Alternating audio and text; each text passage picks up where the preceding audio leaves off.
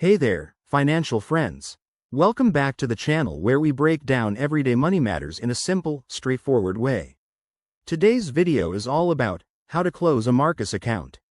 Maybe you're switching banks, simplifying your finances, or just ready for a change. Whatever the reason, I'm here to guide you through the process step by step.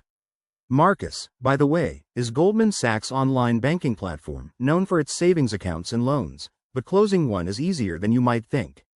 First things first, before you dive in, make sure you've got a few things sorted. Check your account balance.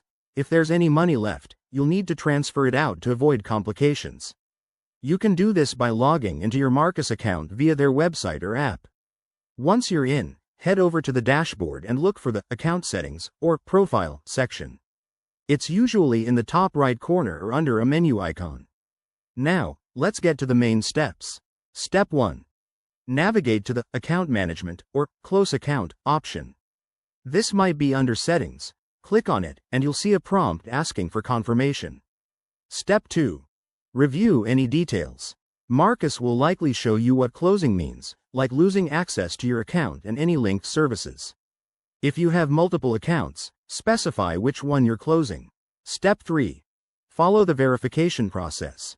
You'll probably need to enter your password again or answer security questions to prove it's really you. This is for your protection, so don't skip it. Once that's done, submit your request. Marcus typically processes closures within a few business days, and you'll get a confirmation email. Pro tip: keep an eye on your email and any final statements to ensure everything's wrapped up neatly. Oh, and if you change your mind, you might have a short window to reopen it, but act fast. Closing an account can feel a bit bittersweet, but it's all part of managing your financial journey. If you run into any hiccups, Marcus has customer support ready to help. Just check their website for contact info.